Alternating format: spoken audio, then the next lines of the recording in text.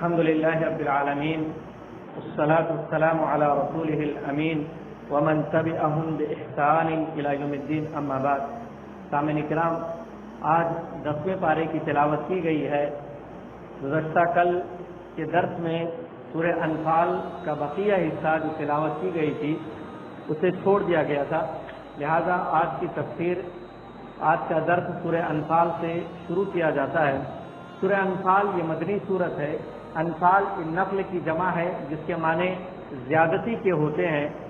اس سورت کی پہلی آیت میں یسألونک عن الانفال، اللہ فرماتا ہے کہ وہ آپ سے نفل کے بارے میں، انفال کے بارے میں پوچھتے ہیں. انفال جنگ میں حاصل ہونے والے مال غنیمت کو کہا جاتا ہے، جو کہ پہلے کی امتوں پر حرام تھا، استعمال کرنا جائز نہیں تھا. آسمان سے آگ آتی تھی اور اس مال غنیمت کو کھا جاتی تھی، ختم کر دیتی تھی. لیکن اس امت کے لیے اللہ رب العالمین نے اس مال غنیمت کو حلال قرار دیا. لیکن اس کا کیا حکم ہے یہ چیز واضح نہیں تھی. یہ اس سورت کی ابتدائی آیات میں جنگ بدر کی تفصیلات کسی حد تک موجود ہے. تو غزوہ بدر میں جو مال غنیمت حاصل ہوا اس کے ساتھ کیا سلوک کیا جائے یہ معلوم نہیں تھا. تو لوگ اللہ رب کے رسول سے پوچھنے لگے، یسألونک عن الانفال، لوگ آپ سے مال غنیمت کے تعلق سے سوال کرتے ہیں. تو اللہ رب العالمین نے بیان فرمایا، قل الانفال للہ والرسول، کہہ دیجیے انفال اللہ اور اس کے رسول کے لیے، یعنی اس میں اللہ اور اس کے رسول کا حکم چلے گا کس کو کتنا دینا ہے. اس کی تفصیل اللہ رب العالمین نے 10ویں پارے کی پہلی آیت 41 نمبر کی آیت میں بیان فرمائی. جیسا کہ میں نے بیان کیا، اس کے بعد اللہ رب العالمین نے اہل ایمان کی چند صفات بیان فرمائی. انما المؤمنون الذین اذا ذکر اللہ، کہ جب اہل ایمان کے سامنے اللہ رب العالمین کا ذکر کیا جاتا ہے، وجلت قلوبہم، ان کے دل تھرا جاتے ہیں. واذا تلیت علیہم آیاتہ، اور جب اللہ کی آیتوں کی تلاوت کی جاتی ہے، زادتہم ایمانا، تو ان کا ایمان بڑھ جاتا ہے، ان کے ایمان میں اضافہ ہو جاتا ہے. اہل سنت والجماعت کا یہ عقیدہ ہے کہ ایمان گھٹتا اور بڑھتا رہتا ہے. نیکیاں کرنے سے ایمان بڑھتا ہے اور گناہ کرنے سے ایمان گھٹتا ہے.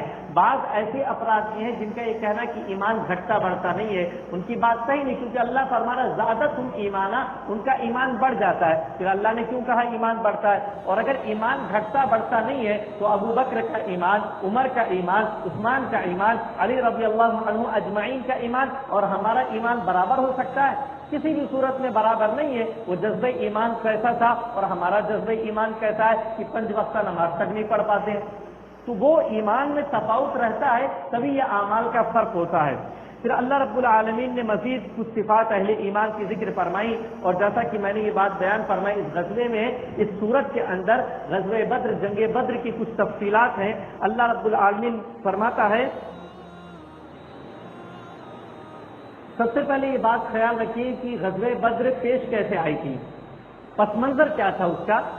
ابو سفیان جو کہ ابھی تک مسلمان نہیں ہوئے تھے، وہ ملک شام سے اہل مکہ کا، مکہ والوں کا تجارتی قافلہ لے کر واپس آ رہے تھے. اللہ کے رسول اکرم صلی اللہ علیہ وسلم کو اس کی خبر ملتی ہے تو اس قافلے کو حاصل کرنے کے لیے، تجارتی قافلہ ہوتا ہے، مال و دولت ہوتی ہے اس کے اندر، تو اس قافلے کو پکڑنے کے لیے اللہ کے رسول پلاننگ کرتے ہیں کہ اس قافلے کو لیا جائے. وجہ کیا تھی؟ کیونکہ تاکہ قریش کو، مکہ والوں کو مالی طور پہ کمزور کر دیا جائے. مدینہ ہجرت کر کے مسلمان آ گئے تھے، اس کے باوجود قریش، اہل مکہ جو ہے مسلمانوں کا پیچھا نہیں چھوڑ رہے تھے، طرح طرح سے ستانے کی کوشش کر رہے تھے. مزید یہ کہ جو مال و دولت مکہ مسلمانوں کا تھا، مہاجرین کا تھا، جو ان سے مکہ میں رہ گیا تھا، کیونکہ ان کو خالی ہاتھ آنا پڑا تھا، کچھ لا نہیں سکے تھے، تو مال و دولت سب چھوڑ کر آنا پڑا. تو اس قافلے کو لوٹ لیا جائے تاکہ ہم نے جو مال و دولت وہاں چھوڑ رکھی ہے اس کا کچھ جو ہے حاصل ہو جائے. تو یہ کچھ مفاد سے کچھ کمزور کیا جائے اس طریقے سے. اور اب تک مکہ والے ان کو چھوڑ رہے تھے، اب ایک ہی مدینہ والے مسلمان مکہ والوں کو چھیڑیں گے، اپنی طاقت دکھائی جائے.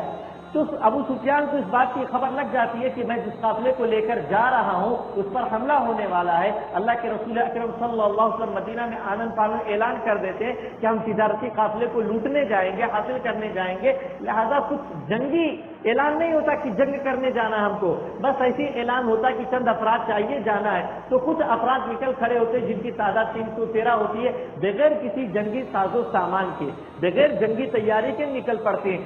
ابو سفیان کو خبر ملتی ہے، ابو سفیان پہلے تو راستہ تبدیل کر لیتے ہیں، اس کے بعد ایک سوار کو جو تیز رفتار ہوتا ہے اس کو مکہ روانہ کرتے کہ جا کر مکہ میں خبر کر دو کہ تمہارا قافلہ لٹنے والا ہے، اس کو بچاؤ۔ لہذا اہل مکہ پوری جنگ کی تیاری کے ساتھ 1000 کا لشکر جرار لے کر اپنی اس قافلے کو بچانے کے لیے آتے ہیں۔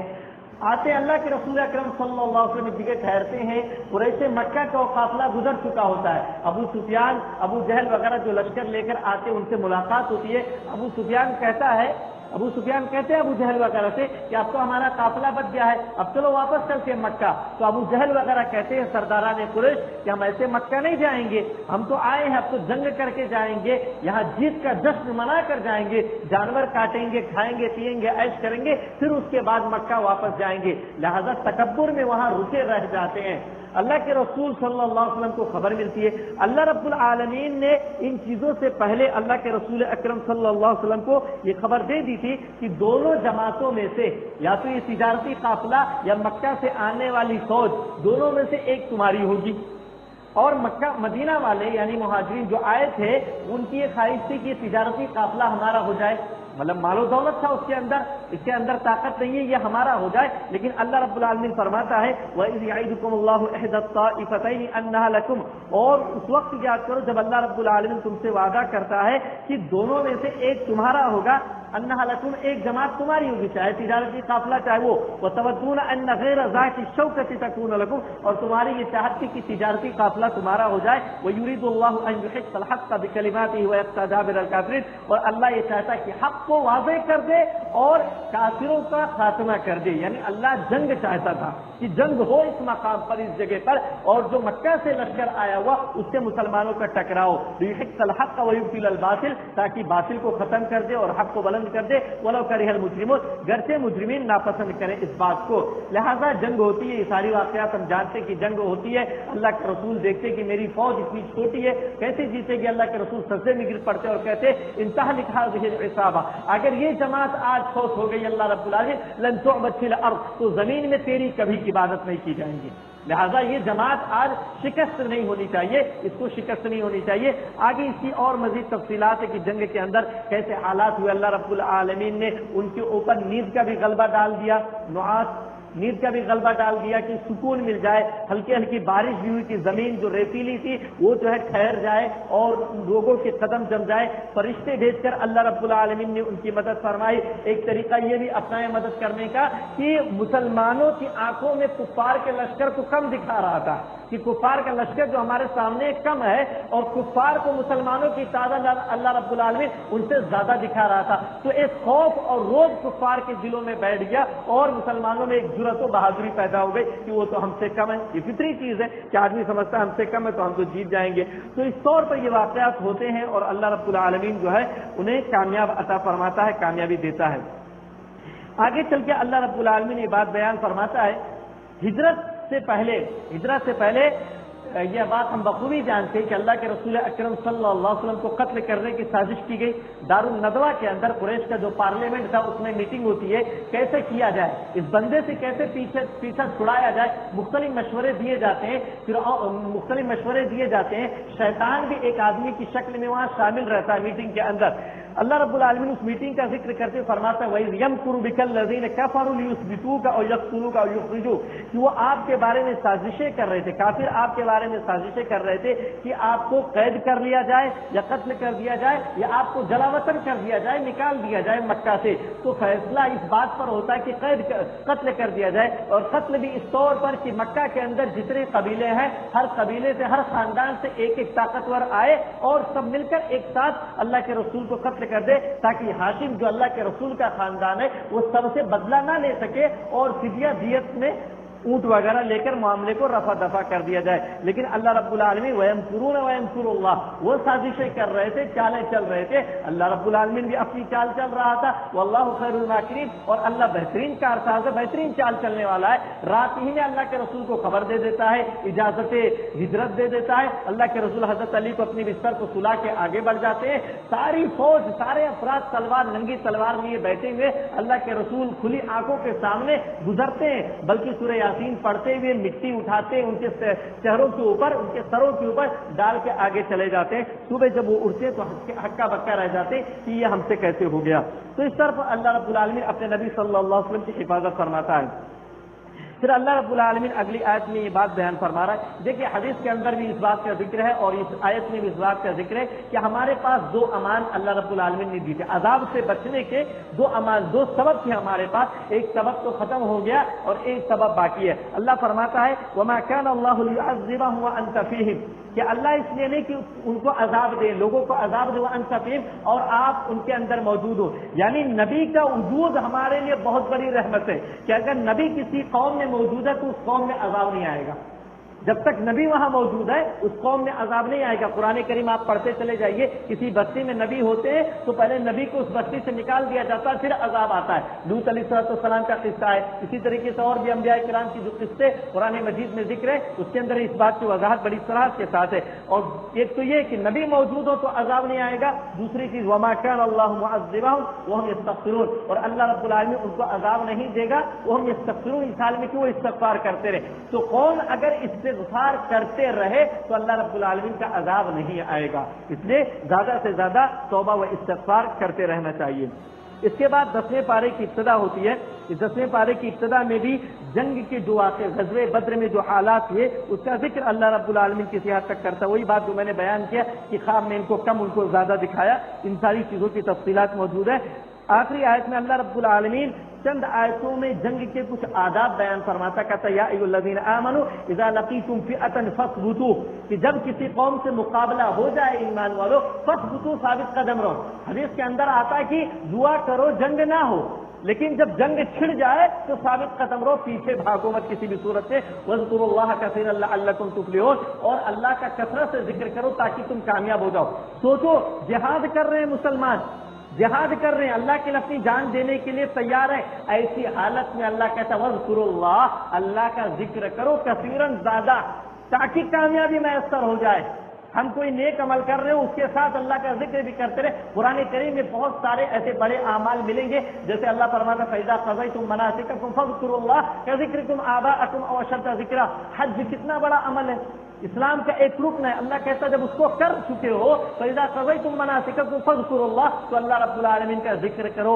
جہاد کر چکے ہو, نماز خوف کی حالت میں یا جنگ کی حالت میں نماز پڑھنے کے بعد جنگ کرنے لگو, وہاں پر اللہ کہتا ہے 5ویں پارے میں کہ اللہ رب العالمین کا ذکر کرو. تو ایسے بڑے بڑے اعمال کے بعد اللہ رب العالمین ذکر کرنے کا حکم دیتا ہے تاکہ کامیابی ملے. لہذا ذکر میں مشغول رہنا چاہیے. وَأَطِيعُوا اللَّهَ وَرَسُولَهُ وَلَا تَنَازَعُوا اللہ کی اطاعت کرو, اس کے رسول کی اطاعت کرو. وَلَا تَنَازَعُوا اور اختلاف میں مت پڑو. اختلاف میں ایک جھلک اختلاف کی ہم جانتے ہیں کہ غزوہ احد میں, جنگ احد میں ایک چھوٹا سا اختلاف ہوا تھا. 50 صحابہ کرام کو اللہ کے رسول نے ایک جگہ پر متعین کر دیا تھا, ان کے مابین اختلاف ہو گیا. کچھ نے کہا کہ اللہ کے رسول کا کہنے کا یہ مطلب تھا کہ جب تک جنگ ہم نہ جیت لیں تب تک یہاں برقرار رہو. کچھ نے کہا نہیں, جب تک اللہ کے رسول نہ ہٹنے کے لیے بولے تب تک ہمیں ہٹنا نہیں ہے. لہٰذا ان میں اختلاف ہو گیا, 40 اتر گئے اور نتیجے میں مسلمانوں کو کتنی بڑی ہزیمت اٹھانی پڑی, کتنا نقصان اٹھانا پڑا, یہ تاریخ میں مذکور ہے. میں بھی بیان کر چکا آپ کے ساتھ, آپ کے سامنے. ولا تنازعوا اللہ کہتا ہے اختلاف میں مت پڑو فتفشلوا کمزور پڑ جاؤ گے. کمزوری آ جاتی ہے, اختلاف ہوتا ہے. وتذهب ريحكم اور تمہاری ہوا اکھڑ جائے گی, کمزور ہو جاؤ گے, تم پھر مقابلے کے لائق نہیں رہو گے. واصبروا اور صبر کرو, اللہ رب العالمین صبر کرنے والوں کے ساتھ ہے. ولا تكونوا كالذين خرجوا من ديارهم بطرا اور ان لوگوں کی طرح نہ ہو جاؤ جو اپنے گھروں سے تکبر کے ساتھ نکلے. اہل مکہ جب مکہ سے نکلے اور جنگ کے لیے آمادہ ہوئے تو انہوں نے تکبر کیا, گھمنڈ کیا. تو اللہ کہتا ہے کہ تکبر کے ساتھ نہ نکلو. ورياء الناس لوگوں کو دکھاوا مت کرو, دکھاوا نہ کرو. ويصدون عن سبيل الله اور جو راستے روکتے ہیں اللہ کے راستے سے, جو روکتے ہیں ان کی طرح نہ ہو جاؤ تم. پھر اگلی آیت میں اللہ رب العالمین آیت نمبر 60 کا میں نے انتخاب کیا ہے. اللہ رب العالمین فرماتا ہے وَأَعِدُّوا لَهُمْ مَا اسْتَطَعْتُم مِّن قُوَّةٍ وَمِن رِّبَاطِ الْخَيْلِ کہ اپنی طاقت بھر قوت جمع کر لو، قوت تیار کر لو، یعنی وَمِن رِّبَاطِ الْخَيْلِ اور تیار گھوڑے. اپنی طاقت قوت کا جو مفسرین نے جو تفسیر کیے وہ رمی سے کیے، یعنی تیر اندازی سے. اس زمانے میں بہت بڑا ہتھیار تھا تیر اندازی، تو آج کے زمانے میں جو ہے اس حساب سے بات کریں گے. اور گھوڑے اس زمانے میں بہت بڑے ہتھیار تھے، جنگ کے لیے بہت کارآمد چیز تھی. تو اللہ رب العالمین نے کہا کہ جنگ کی تیاری کر کے رکھو، جنگ کی تیاری. وَأَعِدُّوا لَهُم مَّا اسْتَطَعْتُم جتنی طاقت تمہارے پاس ہے اس حساب سے جنگ کی تیاری کر کے رکھو. یہ اللہ رب العالمین کا حکم ہے کہ ہر مسلم ملک کو، ہر مسلم حکومت کو یہ چاہیے کہ اپنے طور پر جنگ کی تیاری کر کے رکھے. آج اس چیز میں ہمارے مسلم حکمراں بہت پیچھے ہیں. جو آج کے زمانے میں ٹینک چاہیے، جہاز چاہیے، میزائل چاہیے، سائنس کے اندر، طب کے اندر آگے بڑھنا چاہیے، یہ چیز ہمارے مسلم حکمرانوں کے پاس بہت کم ہے. اسرائیل جو کہ ایک چھوٹا سا ملک ہے، اس کے بارے میں آپ پڑھیں گے. اسرائیل جو کہ ناجائز ملک ہے، قبضہ کر کے بنا ہوا ہے، اس کے بارے میں آپ پڑھیں گے کہ 55 لاکھ سائنٹسٹ اس کے پاس ہے، اور اپنی جی ڈی پی کا، اپنے بجٹ کا ایک بہت بڑا حصہ سائنس کی دنیا پر خرچ کرتا ہے تاکہ نئے نئے ایجادات ہوں اور نئے نئے ہتھیار بنا سکے، تاکہ اس سے زیادہ مضبوط اور طاقتور کوئی اور ملک نہ بن سکے. لیکن ہمارے 60 سے زائد مسلم ممالک ہونے کے باوجود اتنے سائنٹسٹ ان کے پاس نہیں ہے، اور نہ ہی اتنا مال وہ خرچ کرتے ہیں سائنس کے تعلق سے، ایجادات کے تعلق سے، تاکہ وہ مضبوط ہو سکے. اس لیے ہمیشہ کاسے گدائی لیے، کبھی امریکہ کے پاس، کبھی برطانیہ کے پاس، کبھی کسی کے پاس کہ اپنی فوج بھیجو ہمارے ملک کی حفاظت کے لیے. کبھی ایران کے حملے کا خطرہ ہے تو کبھی توران کے حملے کا خطرہ ہے. اللہ نے کہا کہ تیاری کر کے رکھو جنگ کی. حالات کے حساب سے آدمی کو تیار رہنا چاہیے. اللہ فرماتا ترہبون بہ عدو اللہ وعدوکم، اس جنگی تیاری سے تم اللہ کے دشمنوں کو اور اپنے دشمنوں کو ڈرا کر رکھو گے. دشمن بہت ہیں ہمارے، پوری دنیا میں دشمن ہی دشمن ہے چاروں طرف. بس وہ نظر دیکھتے رہتے ہیں کہ کب موقع ملے اور ان کا نیست و نابود کر دیا جائے، ان کا خاتمہ کر دیا جائے. لیکن جب آپ جنگی طور پہ تیار رہیں گے، ہر اعتبار سے لیس رہیں گے، تو کسی کی مجال نہیں ہوگی کہ آپ کے اوپر حملہ کر سکے. وآخرین من دونہم، اور ان کے علاوہ بہت ہیں. ڈپلومیٹک دنیا ہے آج کے دن، دشمن آپ سے ملاقات کرتا ہے، دشمن آپ سے تجارت کرتا ہے، لیکن وہ بھی اس موقع کی تاک میں رہتا ہے کب موقع ملے اور آپ کا خاتمہ کر دیا جائے. لا تعلمونہ، اللہ کہتا ہے تم ان کو نہیں جانتے ہو، اللہ یعلم، اللہ ان کو جانتا ہے کون تمہارا حقیقی دشمن اور کون تمہارا حقیقی دوست ہے. اس لیے تیاری کر کے رکھو. وما تنفقوا من شیء فی سبیل اللہ یوفى الیکم، اور فی سبیل اللہ میدان جہاد میں جہاد کے تعلق سے جو کچھ تم خرچ کرو گے یوفى الیکم، وہ تمہاری طرف ہی لوٹ کر آئے گا. وانتم لا تظلمون، اور تم پر ظلم نہیں کیا جائے گا، تم مظلوم نہیں ہوگے. آگے آیت نمبر 67 کا میں نے انتخاب کیا. غزوہ بدر میں 70 مشرکین مارے گئے تھے، 70 قید کر دیے گئے تھے. ان کو مدینہ لایا گیا. مدینہ لانے کے بعد ان کے تعلق سے مشورے ہوئے کہ ان کا کیا کیا جائے. ابوبکر رضی اللہ تعالیٰ عنہ نے کہا کہ فدیہ لے کر چھوڑ دیا جائے، جن کو پڑھانا لکھانا آتا وہ ہمارے بچوں کو پڑھا لکھا دے. مختلف مشورے ہوئے. حضرت عمر بن خطاب رضی اللہ تعالیٰ عنہ نے یہ مشورہ دیا کہ جو میرا رشتہ دار ہے وہ میرے حوالے کر دیا جائے، میں اس کی گردن اڑا دوں. جو علی کا رشتہ دار ہے اسے علی کو دے دیا جائے، علی اس کی گردن اڑا دے. اس طریقے سے جو جس کا رشتہ دار اس کے حوالے کر دیا جائے اور اس کی گردن اڑا دی جائے. لیکن اللہ کے رسول اکرم صلی اللہ علیہ وسلم نے حضرت ابوبکر صدیق وغیرہ کے مشورے کو پسند کر کے فدیہ لے کر چھوڑ دیا یا کچھ لوگوں کو پڑھانے پر معمور کر دیا. اللہ رب العالمین کو یہ چیز ناپسند آئی. دونوں جائز تھا، دونوں کرنا اللہ کے رسول کے لیے جائز تھا، لیکن اللہ رب العالمین کو حضرت عمر کا یہ مشورہ پسند آیا. اور میں حضرت عمر بن خطاب رضی اللہ تعالیٰ عنہ کی شخصیت کے تعلق سے بات بیان کر دوں کہ قرآن مجید میں 20 سے زیادہ آیتیں اور 20 سے زیادہ باتیں ایسی ہیں جو حضرت عمر بن خطاب رضی اللہ تعالیٰ عنہ کی چاہت پر نازل ہوئی. حضرت عمر نے چاہا، کیا چاہا کہ مسلح بنا دیا جائے، مقام ابراہیم کو مسلح بنا دیا جائے. اللہ رب العالمین نے آیت نازل فرما دی. حضرت عمر نے یہ چاہت کی کہ پردے کا حکم نازل ہو جائے، اللہ رب العالمین نے نازل کر دیا. حضرت عمر نے یہ چاہا تھا کہ ان قیدیوں کو قتل کر دیا جائے، اللہ کے رسول نے دوسرا مشورہ مان لیا. اللہ رب العالمین نے ایک انداز میں ڈانٹ پلائی اور کہا یہ اچھی بات نہیں فرمایا. ما کان لنبی ان یکون له اسرا، کہ نبی کے لیے مناسب نہیں ہے کہ ان کے لیے غلام ہو، جنگی قیدی ہو. حتی یسکن فی الارض، یہاں تک کہ اس زمین میں اچھی طرح خوریزی مچا دیں. زمین میں، کیونکہ زمین جو حکومت تھی وہ کافروں کی تھی، تو کافروں کی حکومت میں اچھی طرح خوریزی کر دی جائے تاکہ ان کو خوف آ جائے، ڈر پیدا ہو جائے. تب تک جب تک ایسی حالت نہ ہو جائے نبی کے لیے مناسب نہیں تھی یہ بات کہ وہ جنگی قیدی رکھتے، مال و دولت لیتے، ان سے چھوڑ دیتے، جنگی قیدی بنا کر رکھتے. تريدون عرض الدنيا، دنیا کا اسباب، دنیا کی دولت تم چاہتے ہو. واللہ یرید الآخرہ، اللہ رب العالمین تو آخرت کو چاہتا ہے تمہارے لیے کہ تم آخرت حاصل کر لو. واللہ عزیز حکیم، اللہ رب العالمین غالب اور باحکمت ہے. لولا کتاب من اللہ سبق لمسکم فیما اخذتم عذاب عظیم. بڑے عذاب کی اللہ رب العالمین اپنے نبی کو دھمکی دے رہا کہ اگر اس سے پہلے اس تعلق سے فرمان نہ آ گیا ہوتا لمسکم فیما، تو اس بارے میں اخذتم عذاب عظیم، لمسکم، تم کو جو ہے ایک بڑا عذاب پکڑ لیتا. سوچئے اللہ کے رسول صلی اللہ علیہ وسلم کو یہ دھمکی مل رہی ہے. آگے چل کے اللہ رب العالمین نے جنگ وغیرہ کے تعلق سے اور مومنین کے تعلق سے چند باتیں بیان فرمائی. اللہ فرماتا ہے ان الذین آمنوا وہاجروا وجاہدوا باموالہم وانفسہم فی سبیل اللہ، کہ یقیناً جن مومنوں نے جو ایمان لائے، ہجرت کیے، اپنے مال اور اپنی جان سے جہاد کیا اللہ کے راستے میں. والذین آووا ونصروا، یہ ایک قسم ہوئی. دوسری قسم والذین آووا ونصروا، جنہوں نے پناہ دی، ونصروا اولئک، اور مدد کی. پہلی قسم مہاجرین کی، دوسری قسم پناہ دی، مدد کی، یہ انصار ہے، مدینہ والے. اولئک بعضهم اولیاء بعض، یہ آپس میں ایک دوسرے کے دوست ہیں، مددگار ہیں. اور پھر تیسری قسم میں فرماتا ہے والذین آمنوا ولم یہاجروا، جو ایمان لائے لیکن وہ ہجرت نہیں کیے. جہاں ایمان لائے، جس قبیلے میں، جس ملک میں، جس جگہ، اس وقت ہجرت کرنا ایک وقت ایسا تھا کہ فرض تھا کہ آدمی اپنی زمین چھوڑ کر مدینہ ہجرت کرے. اسلامی حکومت قائم کی جا رہی تھی وہاں پر، ہجرت کرنا فرض تھا ہر شخص پر جو بھی اسلام لاتا، ایمان لاتا. تو اللہ فرماتا کہ جو ایمان لائے اور انہوں نے ہجرت نہیں کی، ما لکم من ولایۃ من شیء، ان کا آپ سے کوئی تعلق نہیں ہے. ان کے ساتھ کون سی قوم کیا سلوک کر رہی ہے آپ سے کوئی تعلق نہیں ہے. فرمایا حتی یہاجروا، یہاں تک کہ وہ ہجرت کر لیں. پھر اللہ مزید فرماتا وَإِنِ اسْتَنصَرُوكُمْ فِي الدِّينِ فَعَلَيْكُمُ النَّصْرُ، اگر وہ آپ سے دین کے معاملے میں مدد طلب کریں، فَعَلَيْكُمُ النَّصْرُ، تو آپ پر مدد کرنا، یعنی مسلمانوں پر مدد کرنا لازم ہے. یعنی مسلمان اگر مسلمانوں سے مدد طلب کریں، افغانستان کے مسلمان ہندوستان کے مسلمانوں سے مدد طلب کریں، تو مسلمانوں پر یہ ذمہ داری لازمی ہو جاتی ہے کہ ان مسلمانوں کی مدد کریں.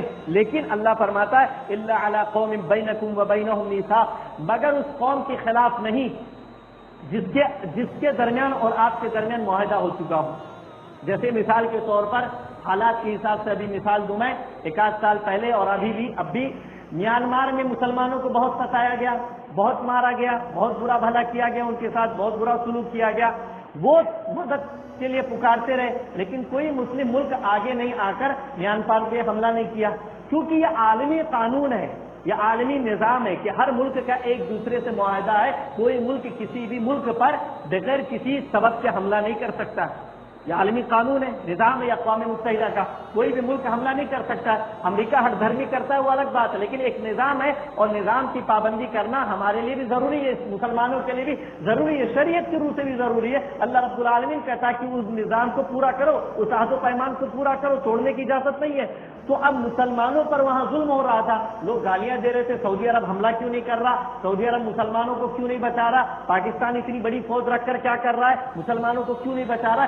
یہ جو نظام ہے، یہ جو قانون ہے، یہ جو عہد و پیمان ہے، اس کی وجہ سے کوئی بھی مسلم ملک کسی پر حملہ آور نہیں ہو سکتا ہے. اب بعض لوگ کہیں گے کہ پھر سعودی عرب نے یمن کے اوپر حملہ کیوں کیا؟ یمن کی جو حکومت تھی اس نے مدد طلب کی تھی. کوئی ملک جب طلب کرے گا مدد تب اجازت ملے گی. تو جس کے مابین معاہدہ ہے، یمن اور سعودی کے مابین معاہدہ تھا، حکومت نے مدد طلب کی تھی.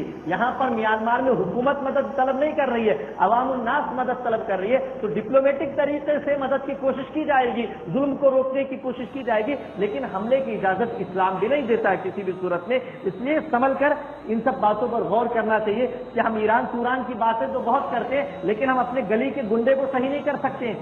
ہماری گلی کا گنڈا عورتوں کو چھیڑ رہا ہے، لیکن ہم اس کے تعلق سے کچھ نہیں کر سکتے. لیکن سعودی پر، پاکستان پر اور دیگر ممالک کے اوپر جملے کستے ہیں کہ یہ ممالک کر کیا رہے ہیں مسلمانوں کے تعلق سے. آپ اپنے گھر کے اندر آپ کی عورتوں میں شریعت مخالف جو رسوم و رواج پایا جاتا ہے، آپ وہ ختم نہیں کر سکتے، اور امریکہ اور سعودی عرب کو سمجھانے بیٹھ گئے آپ. یہ کام کرنے کا اپنی ذمہ داری نبھائیے. ان کی ذمہ داری وہ نبھاتے ورنہ اللہ رب العالمین ان کی پکڑ کرے گا. ہماری ذمہ داری اپنی اصلاح ہے, اپنے گھر والوں کی اصلاح ہے, اپنے معاشرے کی اصلاح ہے, اپنے سماج کی اصلاح ہے. گلی کا گنڈا آ کر عورتوں کو چھیڑ رہا ہے, ہم کچھ نہیں کر پا رہے, اور امریکہ اور سعودی عرب کو گالیاں دینا ہم اپنا فرض سمجھتے ہیں. تو یہ سنبھل کے زبان استعمال کرنے کی ضرورت ہے. اللہ رب العالمین ہدایت دے. اس کے بعد سورۃ التوبہ, جس کا دوسرا نام سورہ برات بھی ہے, سورہ برات کی ابتدا ہوتی ہے براءۃ من اللہ. پہلی جو آیت ہے, پہلا لفظ اسی سے سورۃ توبہ کا بھی ذکر ہے, توبہ کا, اور برات کا ذکر ہے, اس لیے اس کا نام سورہ برات. مدنی سورت ہے. اس سورت کی خاصیت یہ ہے کہ اس سورت میں بسم اللہ نہیں ہے. قرآن مجید میں کل کتنی صورتیں ہیں؟ قرآن مجید میں کل کتنی صورتیں ہیں؟ کسی کو نہیں معلوم ہے؟ ارے آپ کیوں بتا رہے ہیں؟ قرآن مجید میں کتنی صورتیں ہیں؟ بولیے. 124 114. قرآن مجید میں 114 صورتیں ہیں, اور سورہ براءہ میں بسم اللہ الرحمن الرحیم نہیں ہے. تو قرآن مجید میں کس میں بسم اللہ الرحمن الرحیم ہے؟ 113 114. کیسے؟ سورہ نمل میں ایک درمیان آیت ہے, انہ من سلیمان و انہ بسم اللہ الرحمن الرحیم. تو صورتیں بھی 114 ہیں اور بسم اللہ الرحمن الرحیم بھی 114 ہے. اس سورت سے بھی میں نے چند آیتوں کا انتخاب کیا ہے. یہ ابو بکر رضی اللہ تعالیٰ عنہ کو اللہ کے رسول اکرم صلی اللہ علیہ وسلم نے قافلہ دے کر حج کے لیے بھیج دیا تھا. بعد میں یہ صورت نازل ہوتی ہے تو حضرت علی کو اللہ کے رسول یہ صورت دیتے ہیں اور جا کر کہتے ہیں کہ جا کر حضرت ابو بکر کو سنا دو, لوگوں کو بتا دو. آیت میں اللہ رب العالمین ان سورہ براءت میں کافروں سے, مشرکوں سے براءت کا اظہار کیا گیا کہ اللہ اور رسول سے ان کا کوئی تعلق نہیں ہے, اور مکہ سے ان کے نکل جانے کا حکم دیا گیا ہے, جو اگلی آیت میں جس کا تذکرہ آئے گا. اللہ رب العالمین بیان فرماتا ہے ما کان للمشرکین, مکہ والے جو تھے وہ خانہ کعبہ کی تولیت کرتے تھے, دیکھ ریکھ کرتے تھے, تو اس پر بڑے فخر کا اظہار کرتے تھے. اللہ فرماتا ہے ما کان للمشرکین ان یعمروا مساجد اللہ شاہدین علی انفسہم بالکفر, کہ مشرکوں کے لیے یہ جائز نہیں کہ وہ اللہ کی مساجد کی تعمیر کریں. تعمیر ایک تو دیوار بنانا ہوتا ہے, اور ایک اس کی دیکھ ریکھ, اور اس میں اس کو آباد کرنا جو ہوتا ہے, اس میں رہنا سہنا, تو یہ ساری چیزیں تو کسی بھی صورت میں کسی مشرک کے لیے درست نہیں. شاہدین علی انفسہم بالکفر, جبکہ کفر پر وہ خود گواہ ہے, اپنے کفر پر وہ خود گواہ ہے کہ وہ کافر ہے, تو کسی کافر کے لیے درست نہیں. اولئک حبطت اعمالهم, ان کے سارے اعمال برباد ہیں, اور فی النار هم خالدون, وہ جہنم میں ہمیشہ کے لیے. انما یعمر مساجد اللہ, پھر مسجدوں کو کون آباد کرے گا؟ انما یعمر مساجد اللہ من آمن باللہ, جو اللہ پر ایمان رکھتا ہے, والیوم الاخر, آخرت پر ایمان رکھتا ہے, واقام الصلاۃ, نماز قائم کرتا ہے, وآت الزکاۃ, زکات دیتا ہے, ولم یخش الا اللہ, اور صرف اللہ رب العالمین سے ڈرتا ہے. فعسى اولئک ان یکونوا من المہتدین, توقع ہے کہ یہ لوگ ہدایت یافتہ لوگوں میں سے ہیں. صحیح حدیث کے اندر اللہ رب کے رسول اکرم صلی اللہ علیہ وسلم فرماتے ہیں اذا رأيتم الرجل يعتاد المسجد فاشهدوا له بالایمان, کہ اور کما قال صلی اللہ علیہ وسلم, کہ جب تم کسی آدمی کو دیکھو کہ وہ مسجد آتا جاتا ہے, نمازیں پڑھتا ہے, تو اس کے ایمان کی گواہی دو. لیکن آج ہم میں سے بہت سارے لوگ فتوی بازی کرتے ہیں, فلاں مسلمان نہیں ہے, فلاں دکھاوے کے لیے کر رہا, فلاں اس کے لیے کر رہا, فلاں اس کے لیے کر رہا. یہ سب اللہ پر چھوڑ دیجئے, کون کتنا مسلمان ہے, کس کے بعد کتنا ایمان ہے, کتنا اخلاص ہے. ہم کو جو حکم دیا گیا ظاہر پر حکم لگانا ہے. کوئی بندہ مسجد آتا ہے, نمازیں پڑھتا ہے, تو ہم اس کو مسلمان سمجھیں گے, اور مسلمان جیسا اس کے ساتھ سلوک کریں گے. اللہ رب العالمین آگے فرماتا قل ان کان آباؤکم وابناؤکم واخوانکم وازواجکم وعشیرتکم, کہہ دیجئے کہ اگر تمہارے آباء و اجداد, تمہارے بیٹے, تمہارے بھائی, تمہاری بیویاں, تمہارا خاندان, قبیلہ, واموال اقترفتموها, تمہارا وہ مال جس کو تم نے کمایا ہے, وتجارت تخشون کسادها, تمہاری وہ تجارت جس کی کساد بازاری سے, جس کے مندی ہونے سے, ختم ہونے سے, کمزور پڑنے سے ڈرتے ہو, بس ومساکن ترضونها, اور تمہارے وہ گھر, وہ محلات, وہ بنگلے جس کو تم پسند کرتے ہو, احب الیکم من اللہ ورسولہ, اگر وہ یہ ساری چیزیں تمہارے نزدیک اللہ, اس کے رسول, و جہاد فی سبیل اللہ, اور اللہ کے راستے میں جہاد کرنے سے زیادہ محبوب ہے, فتربصوا, تو انتظار کرو. اگر یہ ساری چیزیں یا ان میں سے کوئی ایک چیز بھی تمہیں اللہ سے, اللہ کے رسول سے, اور فی سبیل اللہ جہاد کرنے سے زیادہ محبوب ہے, پسندیدہ ہے, تو انتظار کرو حتی یأتی اللہ بامرہ, یہاں تک کہ اللہ رب العالمین اپنا حکم لے آئے, اپنا عذاب لے آئے. واللہ لا یہدی القوم الفاسقین, اللہ رب العالمین فاسق قوم کو ہدایت نہیں دیتا ہے. اللہ رب العالمین آگے فرماتا یا ایھا الذین آمنوا انما المشرکون نجس, اے ایمان والو, مشرکین نجس ہیں, ناپاک ہیں. یعنی جسمانی طور پہ نہیں، روحانی طور پہ اپنے شرک و کفر کی وجہ سے مشرکین ناپاک ہیں. فلا يقرب المسجد الحرام بعد عامهم هذا، اس سال کے بعد مشرکین مسجد حرام کے قریب بھی نہ پھٹکے، مسجد خانہ کعبہ کے قریب بھی آنے کی اجازت نہیں ہے.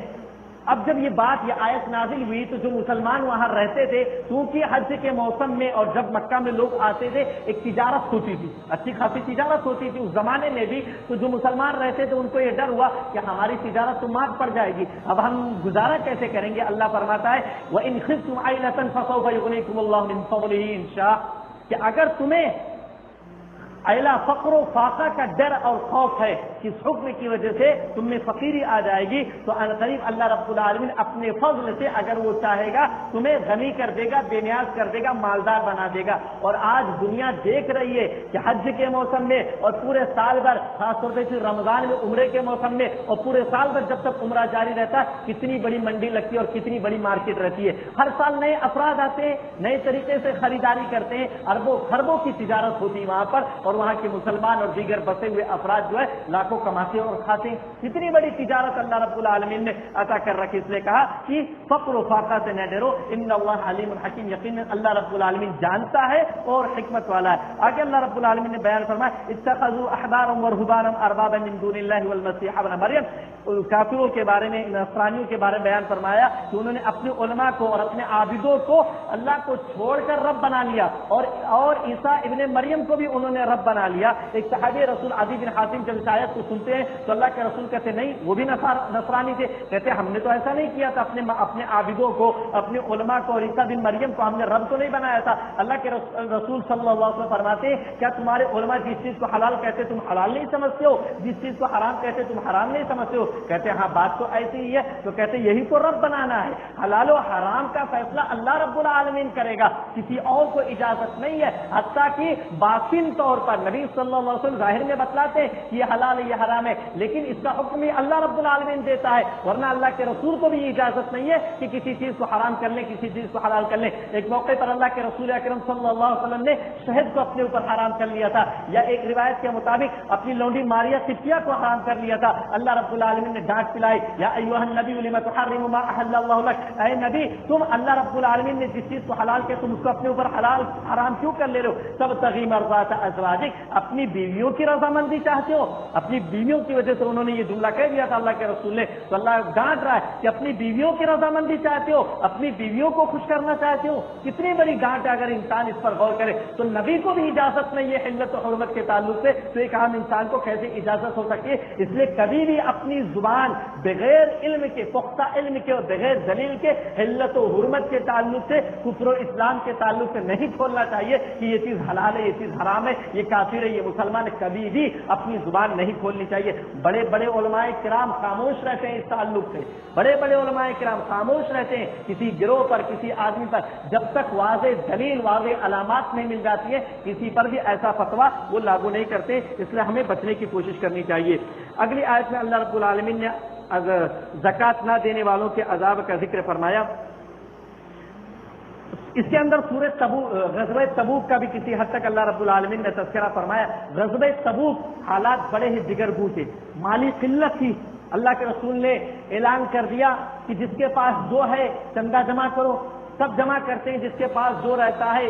وقت بہت ہو گیا ورنہ بہت ساری باتیں تھی غزوہ تبوک میں بیان کرنے والی، لہذا نکلتے ہیں کچھ مسلمان کشتی کاہلی میں اور منافقین پیچھے رہ جاتے نہیں آتے ہیں. تو اس تعلق سے اللہ رب العالمین بیان فرما رہا یا ایھا الذین آمنوا ما لکم، اے ایمان والو تم کو کیا ہو گیا، اذا قیل لکم انفروا فی سبیل اللہ. اللہ کے رسول زیادہ تعداد چاہتے تھے اس لشکر میں لے جانا، تو بہت سارے لوگ جو پیچھے رہ گئے تو اللہ فرماتا ہے کہ جب تم سے کہا گیا کہ اللہ کے راستے میں نکل پڑو تو کیوں نہیں نکلے؟ استاقلتم الی الارض، زمین سے چمٹے ہوئے کیوں رہ گئے؟ جیسے ہم اپنی زبان میں کہتے ہیں کیا چپکا ہوا ہے، چل میرے ساتھ کہاں بیٹھا ہوا ہے، تو زمین پر چپکے ہوئے کیوں رہ گئے؟ اللہ کے رسول نے کہا تو جانا چاہیے تھا. ارضیتم بالحیات الدنیا، دنیا کی زندگی کو تم نے پسند کر لیا، من الآخرہ، آخرت کے بدلے فما متاع الحیات الدنیا فی الآخرۃ الا قلیل، آخرت میں دنیا کی زندگی اور دنیا کا ساز و سامان بہت ہی تھوڑا ہے، کوئی حیثیت نہیں اس کی.